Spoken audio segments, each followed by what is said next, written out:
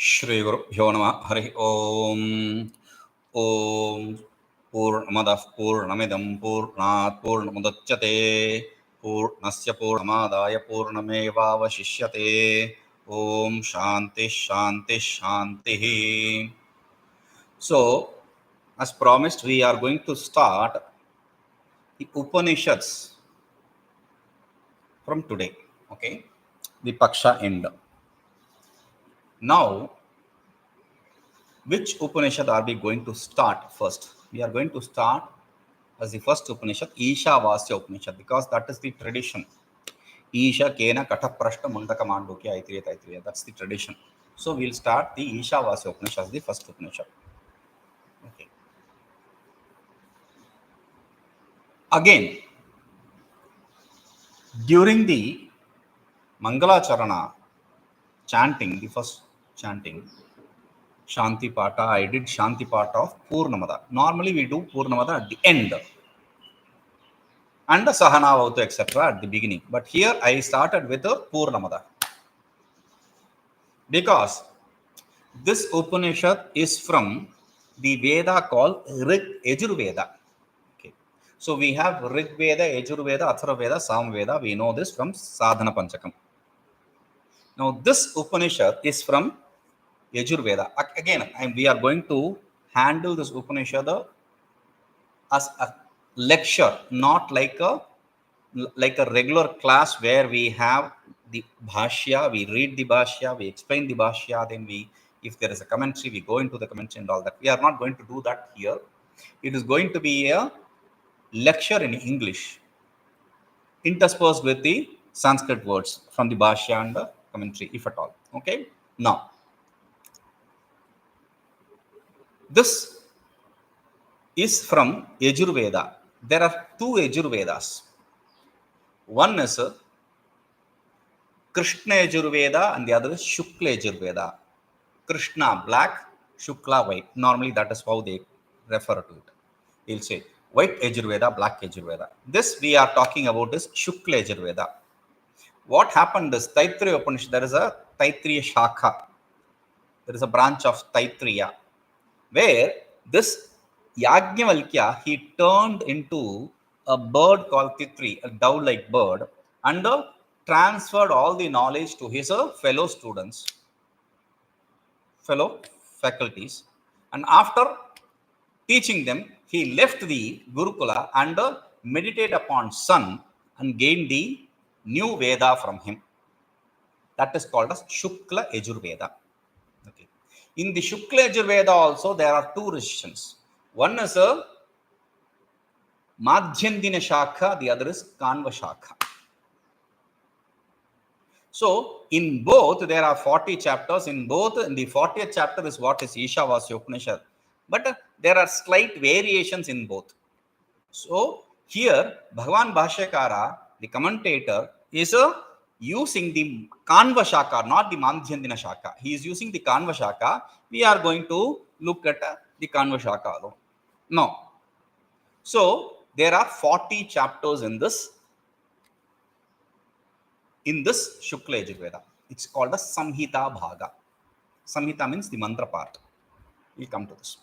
So, for this Upanishad, for this branch of Veda, we normally chant a Purnamada Purnamidam. That is why we started with Purnamada Purnamidam. Otherwise, in the other places, we just start with the first shloka or all that. Here, we chant Purnamada Purnamidam. What is Purnamada Purnamidam? What is the meaning? In fact, it is not part of the Upanishad, therefore it is not important, but still, it is a very good, beautiful mantra. So, we'll follow that. We'll understand that. So, what is the meaning? We can have one full class based on this. Generally saying, Purnam Adha. There's a lag. Why is that lag? Purnam Adha. Adha means, okay. Adha means that. That is Purna. Purna means absolute. That is absolute. That means which. the Paramatma, the absolute self, the Brahman, the Nirguna, non-attributed, Nirakara, that which does not have a form, that formless. We can call anything. We can say Paramatma, Parameshwara, we can say Brahman, we can say Nirakara, Nirakara. Akara means form, formless. Then Nirguna, attributeless. Or Karana Brahman, the causal self. So, that is a absolute, infinite. Purna, infinite, absolute. And Purnam Idam. Idam means this. This is Purna too. This is absolute. This means we saw Nirakara, formless. Here, Sakara, form, with form. Nirguna, without attributes. Saguna, with attributes. Karana Brahman, causal self. Effectual Brahman. Karya Brahman. So, we can understand in that way. So, that which is the effectual Brahman, that which is the attributed self, that which is the form self with form, that is also absolute. Okay, that is absolute, this is absolute, and that is, there are two things, right? No. Purnat Purnam Udachyate, from the absolute came into existence this absolute. When you remove something from infinity, it is infinity itself. Whatever you remove from infinite will be infinite. It will not be finite. So, from that infinite came this infinite. But what? Wait. When you say from infinite came infinite, how can something which is absolute bring in something which is absolute again? Because there is no possibility. Dividing absolute is impossible. Yes, you are right. The Shruti says, Akasha, regarding the self, Akashavat Sarvagatascha Nitya. This self is the ether. The space is what we conceive as all pervading. So it is all pervading and eternal like the space, as we conceive it is said. So take that space itself as the example. Space, though is all pervading, according to our sense, our knowledge, becomes limited with reference to the embodiments, upadhi. When you bring in pot space. When you bring in room space. So, like pot space, room space, etc., as though divides the space. In fact, space cannot be divided. Is as though divides the space. Similarly, embodiments of body sense organ complex divides the self as though. Okay. So, from the absolute comes this absolute. Purnasya Purnam Adaya. In that absolute, when you add this absolute, how? By getting rid of the association with the embodiments. When you merge it in the sense of removing the embodiment is merging. There is a seeming duality. When you remove the embodiment, that duality merges. That duality disappears. So, when you add this infinity into that infinity by removing the embodiment, then what remains is Purnam Eva Avashishyate. Only the absolute remains. Okay, so that is the meaning of the mantra. Shanti, Shanti, Shanti. We chant 3 times. This is a prayer. So, prayer is to get rid of the 3 kinds of difficulties. Adhyatmika, Adi Bhautika, Adi Devika. The difficulties from the body, the difficulties from the outside environment, the difficulty from the deities. Because it is said, Shreyamsi Bahuvignani. Any good, great job you want to start, there are many difficulties, obstacles for that. So, to ward off those, we pray to the God to get rid of those difficulties. Okay, that is the meaning of this Purnamada Purnamidam. Now, we enter the Upanishad. Now, we said this is an Upanishad from Yajurveda, Shukla Yajurveda, and it has 40 chapters. Okay, now, among the 40 chapters, 39 chapters are Karma Kanda. They pertain to the karma portion. Karma portion means the action portion. That which is associated with the fire oblations, etc. The final 40th chapter is a Jnana portion. What is Veda? In Sadhana Panchakam, I have said Mantra Brahmanayor Veda Namadhyam. Mantra and Brahmana portions are called as Veda. Mantra means Samhita. This is Samhita. This is Mantra portion. And in the Brahmana, there is Brahmana and Aranyaka. Normally, the Upanishads come in the Aranyaka or Brahmana portion. It is very rare that an Upanishad comes under Samhita portion, because this mantra, and mantras are for application. Mantra eva smartavyaha. There is a rule that you have to remember only through mantra. Therefore, mantra means application. Now, this Upanishad comes under that karma topic as the final portion. 39 karma and 1 jnana, 1 knowledge. Before we understand what is the reason and how do we understand that it is Upanishad, we will understand what Upanishad means. Upanishad, the word Upanishad comes from 3 words. Upanishad. It's actually 3 words. 3 words. The 3 words. The first, the shad is a root word. Shadul. Okay, that's the root word. So shad it becomes. Okay, and Upa and Ni are upasargas. Upasargaha, Kriya, Yoge. There is a sutra. So when in association with the activity, then you add these upasargas, adverbs, kind of. Okay. Now, Upa, Ni. Upa means, I said it, there are 3 words. I said it for a meaning, reason. Upa means Samipe, that is the meaning. Upa, normally when you say, see Upa, Samipe, that is the meaning. Samipe means close. Close to what? Close to the Guru. Okay. Nitantam, below him, on his close to his feet. You should not sit in par with the Guru or above the Guru. You should have to be seated at a lower portion than the Guru. That is the rule.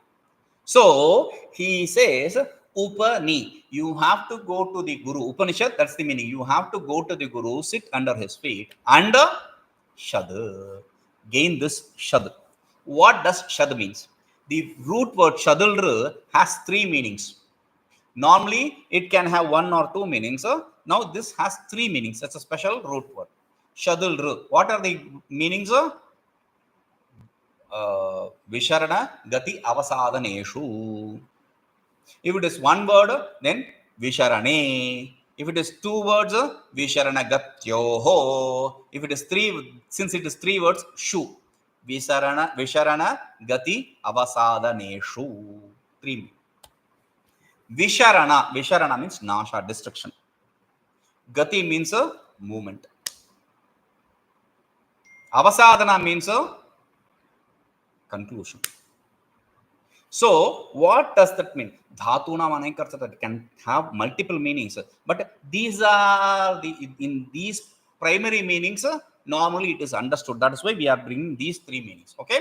Now, Visharana destroys what? The ignorance. It destroys the ignorance. When you go and sit under the feet of the Guru, then he will give you the knowledge which destroys the ignorance. Gati means movement, going. Gatyarthaka dhatu can have 3 meanings. Gati, jnana, prapti. It can be going. It can mean gaining. It can also mean knowledge. So when you go and learn this, and what happens? You gain moksha. Moksha gati, moksha prapti. You gain moksha. You reach moksha, you gain moksha. It can also mean you gain the knowledge of moksha. Okay, now Avasadhana means comes to conclusion. What comes to conclusion? Samsara. So Upanishad basically brings to an end all your turmoils. That is why Upanishad is normally referred to as Brahma Vidya, the knowledge of Brahman. Brahma Jnana, Brahma Vidya, they are saying. Okay. Now, Brahma Vidya, Brahma Jnana. Now, here, should we call this Upanishad or not? It is Upanishad, it is Brahma Vidya. Any text which gives you the knowledge of non-duality is referred to as Upanishad. In the Vedas, any portion which gives you this non-duality is referred to as Upanishad. Okay. So, how is it? Like a textbook on science, that which deals with these topics of science is called as science. Similarly, the textbook that deals with the knowledge is called as Upanishad. That is the simple meaning of Upanishad. So, is this qualified to be Upanishad? Of course, yes. But I said there are 39 chapters which comes under the karma portion and one chapter which comes under jnana portion. This is a very small Upanishad, 18 mantras. Such a loaded Upanishad, but that is why the non-traditional teachers, they don't teach this as the first Upanishad because they themselves won't understand this. They bring in some Mandukya Upanishad or Taittiriya Upanishad as the first Upanishad because it is easy for people to relate. So, this Upanishad, though it's a very small Upanishad, it's a very loaded Upanishad. It says, it talks about Darsha Purnamasa. There is a yaga called Darsha Purnamasa. Every full moon and new moon date should be performed. So, it regards to that, it explains karmas till Ashwamedha. Ashwamedha yaga is a yaga which is horse sacrifice. Now, you don't cut the horse and all that. You send the horse and conquer the world. That is the kind of a sacrifice. Anyway, so it deals with all these karmas in 13 chapters. And suddenly in the 40th chapter, it says Upanishad. You write a book, 13 topics, you are discussing the same thing. And 40th, suddenly you are talking something which is contrary to that. Is it possible? Can that be called as a single book? No. With this idea, the opponent, who is normally the Purmiyamamsaka, who is a person who is involved in karmas, he does not want to leave this portion to the knowledge people for the gnosis. He says, no, this is not knowledge, this is also karma. Because for him, the rule is amnayasya kriyarthatvad anarthakyam atadarthanam. The Vedas, amnaya, the Vedas are involved in the action. So, whatever is not involved in action is useless. Any portion which is not involved in action is useless. So, you have to bring in it with reference to the action, somehow or other. That is his idea. So, he says, we have to understand this Upanishad as a portion of karma, not jnana. How can it be? Like, see, I am sitting in front of a food plate. While eating, I say, bring Saindava. Saindavam Anaya, bring Saindava. Saindava means something which is a product of Sindhu Desha, a place called Sindhu. The current Afghanistan period. Sindhu, the Sindhu is a river which flows there. So Hindu Kush and all that. So that is the area where the Hindu Kush mountains and all that. So bring Sindhu from there. Bring Sindhu. If I am going to say bring something, the product of Sindhu. If I say, you have to bring in. There are two things. One which are famous there. One is horse. The other is salt. The black salt, kind of rock salt. So what am I asking while eating? I am asking, bring something which is the product of Sindhu. Are you going to bring in the horse? No. So there is a connectivity. 39 chapters of karma and suddenly one chapter of jnana. That is injustice. That is not proper. You understood it wrongly. Every portion of the Vedas has a mantra rishi, a mantra chandas, and devata, a deity. So rishi, chandas, devata. Rishi, meter, and the deity. This also has that. So you have to bring in some way or other and tie it to the karmas. For that we say no. Īśāvāsya. How did the name Īśāvāsya come? Īśāvāsya is the first word of the mantra of the Upanishad. Īśāvāsyamidagam sarvam yatkinca jagatyam jagat tena tyaktena munjitha magrha kasya siddhanam. So Īśāvāsyam idam sarvam. Īśāvāsyam is the first word. So there is no great logic. Īśāvāsyam. Okay, let us call this īśāvāsyopaniṣad. Īśāvāsyopaniṣad, īśāvāsyopaniṣad, whatever. So, normally it is īśāvāsyopaniṣad, but like I said, īśā kena kata prashna. I didn't say īśāvāsya kena kata prashna. īśā kena kata prashna. When I enlisted the order of Upanishads.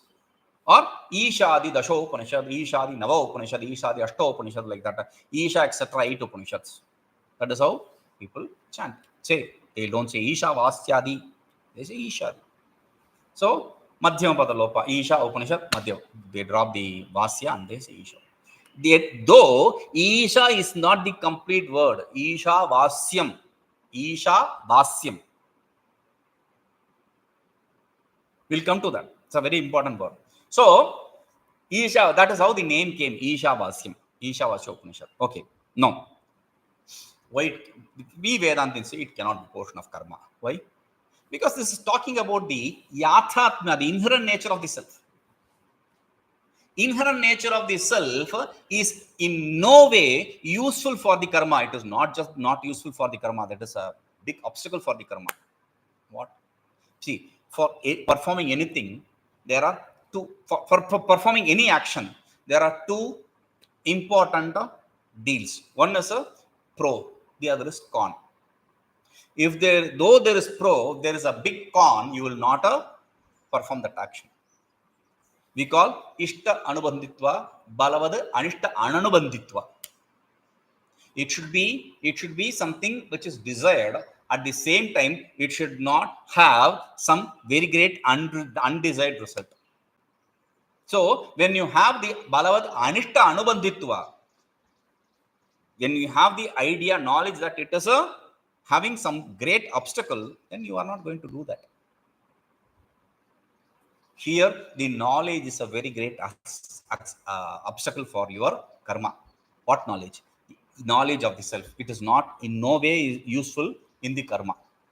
Why? Because the knowledge is of the self, which at the end is, you are going to say Shuddha, Apapa Viddha, Nitya, Eka, etc. It is pure. It is a non-associated with Punya or Papa. It is one, non-dual. It is a eternal. These knowledge of these things are not going to be any which way useful for your karma. It is going to be an obstacle. Because once you know there is no Punya Papa for yourself, for the self, then how can you perform a karma? Because you are performing karma for gaining Punya or Papa.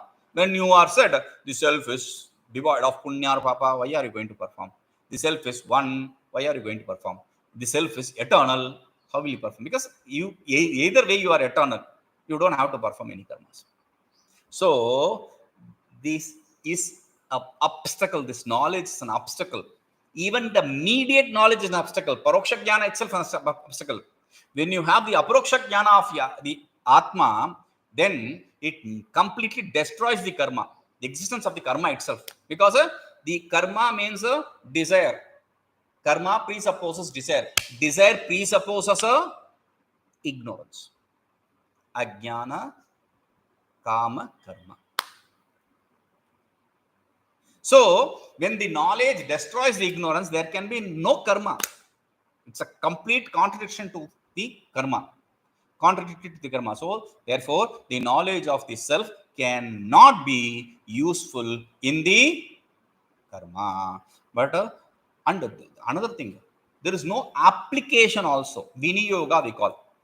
See, if in the 39 portions, this is a mantra portion, right? Mantra portion means you have to chant that mantra and perform the action. And this is a Yajurveda Upanishad where the fire oblation material are thrown into the fire pit, chanting the mantras prescribed here by this Yajurveda Pandit.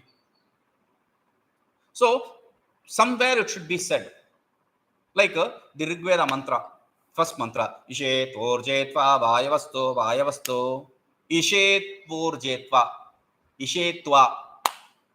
This mantra, what is it useful for? There is a statement in some place. It says Ishetva iti shakham chinatti. Ishetva iti shakham chinatti. He cuts the branch of a tree chanting this mantra. What is that for? So that branch, he has to use the tip of that branch, he has to use to goad the young cow to the place of fire oblation. He is not going to cut that, just to bring that. He has to use that. So while cutting, he has to chant this mantra. There is a clear application even for cutting a branch. Now, when that is so, 18 mantras, how can that miss? There is no application whatsoever wherever. So fine, even if there is no application, at least do it as a japa. No application. See, if it is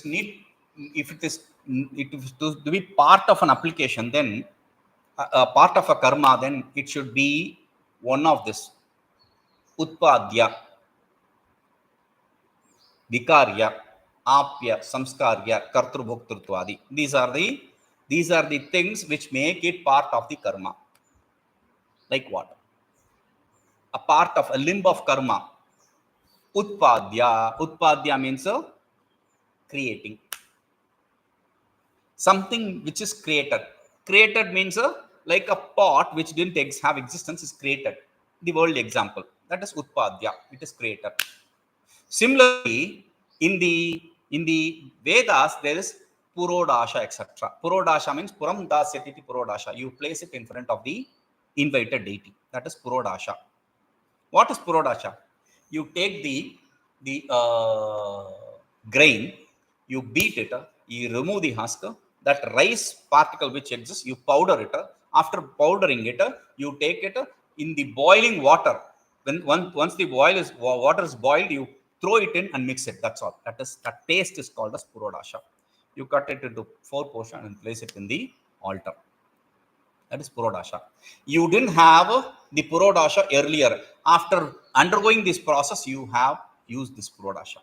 You gained this purodasha. So it is created. There is no creation here with respect to these mantras. Okay.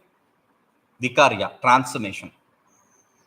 If it is not creation, then transformation. That is part of a karma. Transformation means something which was in a different state goes to transform itself into different state. Like milk becomes curd. Similarly, in the Vedic karmas, there is a transformation. There is example for transformation. Like your soma rasa. There is a creeper called soma. It's a creeper. It's a vine. So what you have to do is you have to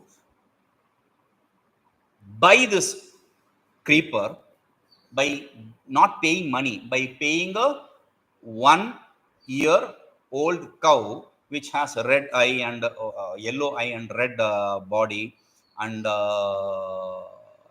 specifications, some kind of specification.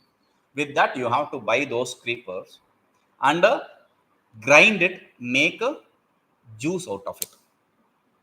That juice is what is used in the fire oblation, soma rasa, in soma yaga. Now it was creeper earlier, now it is juice. Transformation. There is no transformation with respect to these mantras. Okay. Third, what is the third? Utpadya, vikarya, apya. Gaining means you didn't have it, you gained it. Like a place or an object or something like that. You didn't have it, you gained it. Similarly, with Vedas, there is an example for gaining. You didn't have it, you gained it. Like the mantras, you don't know the mantras, you went to the guru, you studied from him, he chants once, you chanted it twice, you learnt it from him, you gained that. So that is, and these are not in that section also. Okay. Then samskarya. Samskarya means just a kind of purificatory act. Like there is some dust somewhere, you just clean that dust in the room. Simple example. There is no you are not bringing any big change in that room. Just cleaning a small portion of it. That's all. Like that, here sprinkling water on the fire oblation material, or looking into the clarified butter ghee. These are kind of samskaras. Now, sprinkling water does not change anything in the fire oblation material. Let us say wheat. You sprinkle wheat, the water is not going to be touching all the wheat particles.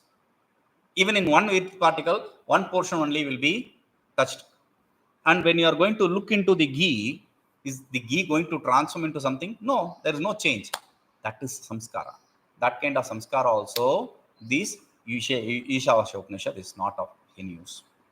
And kartritva bhoktrutva, being a doer or experiencer, that kind of a association also is not there for this īśāvāsyopaniṣad in the karmas. So it cannot be a karma anga, a limb of a karma, part of the karma. Okay, fine, I understand. So you are giving up? No. How? Let us use this for chanting. What does that mean? See, I am performing the fire oblation and there is a break. There is a 2 minutes, 3 minutes gap. Let us chant this mantra in that. There is no vinyoga. There is no application here anywhere. Doesn't really matter. It is a part of Veda. If I am going to chant it, then I am going to gain some punya. Vedic chanting. Therefore, I am going to gain some punya. It will be useful. Fine. That also is not possible. Because this Veda, this Upanishad, comes to a conclusion by giving you the knowledge of the self over the inherent nature of the self over. There is no further there is nothing to do with karma, anything to do with karma here. And not just that, there is another dictum for these fellows, the Puramiyam Masikas. Yet parahasa shabdartha, they say, whatever is the association with the whichever meaning it is also with, that is the meaning of the word. Whichever meaning this word is also with, that is the meaning of the word. Whatever it implies, that is the meaning of the word. In that way, this comes to an end by giving you the inherent knowledge of the self. How do you know that it comes to a conclusion in giving the inherent knowledge of the self? We understand the purport of the teaching, tatparya of the teaching, using 6 pointers. Upakrama upasamhara abhyasa purvata phalam arthavadopattischa lingam tatparya nirnaye. Upakrama upasamhara, the introduction and conclusion. That's one linga, that's one pointer. Introduction, the mantra itself starts with īśāvāsyopaniṣadbhāṣyamā sarvam. And conclusion, upasamhara, it says saparega chukrama bhavavidham, etc. So everything is engulfed by īśāvāsya, and that self is everything is engulfed by Ishvara, and that Ishvara is pure, etc. It talks about the same thing. So he is īśāvāsyam. Isha is Paregat. Now, introduction and in conclusion, there is a ekavakyata, means there is a synchronization. And just because the introduction and conclusion match does not mean that it is talking about the self. Because sometimes when you answer the questions in the question papers, which we used to do, you start with the question, what is water? Water means blah, blah, blah, blah, blah. And this is what is the meaning of water. Just because there is introduction and conclusion which is synchronized does not mean that it is talking about the same thing. What is repeated in between? Abhyasa, repetition. Repetition is also about the self, which is anejad ekam, it is one non-dual, that which is not moved. And tadantasya sarvasya, it is that which exists in everyone. and within and without. And apurvata, there is some speciality with respect to that, which you didn't gain from anywhere. Yes, there is Naina Deva Punavan. This truth, even the great deities didn't understand. And what is the result? There should be some result oriented. Otherwise, what is the use of studying this? So he says, Ko moha kashoka ekattamana pashyata. Finally, he says, Ko moha kashoka. Tatra ko moha kashoka ekattamana pashyata. Where is there a reason for delusion? Where is the reason for sorrow? For a person, one who understands the non-duality. The delusion and sorrow are two aspects of ignorance. The aspect of willing and the aspect of projection. Avarana and Vikshepa. Avarana, moha, delusion. Vikshepa, projection, sorrow. So, where is the wheeling and projection? Where is the avarana and vikshepa for a person? One who understands non-duality. One who understands the self. So, an arthavada. Arthavada means eulogizing. Now, it can be denouncing something or praising something.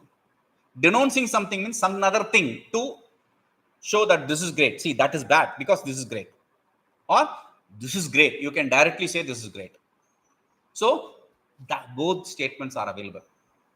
By negating other position. Other position is if it is not knowledge, it is karma. So he says, okay, kurvanne, second mantra says, kurvanne vehi karma chatakam samaha. You have to perform the karmas and desire to live your complete life. Desire to live your complete life by performing karmas. Oh, the Veda itself prescribes the karmas, right? Then in the final, it gives the result of that and saying, Asurya namate loka andhena tamasavrata. They go enter the loka called Asurya, which is engulfed by blinding darkness. Do you want to go there? No. And what is the better result if you are going to? Is there a price for this? Yes, Stutyarthavada we call it. That is Nindarthavada, denouncing. Stutyarthavada is praising. So, what is praising? Praising is just Tasminnapamatarishwa dadhati. All the deities present him the goodies. Something like that. We'll understand that later. So, this Upanishad very clearly has Upapatti logic is sprinkled in the whole of Upanishad. So, very clearly this Upanishad establishes the non-duality which has nothing to do with karma. But still, the opponent is not happy. He is going to bring in some other logic, we will see. Om Purnamadah Purnamidam Purnat Purnamadachyate Purnasya Purnamadaya Purnameva Vashishyate. Om Shanti Shanti Shanti.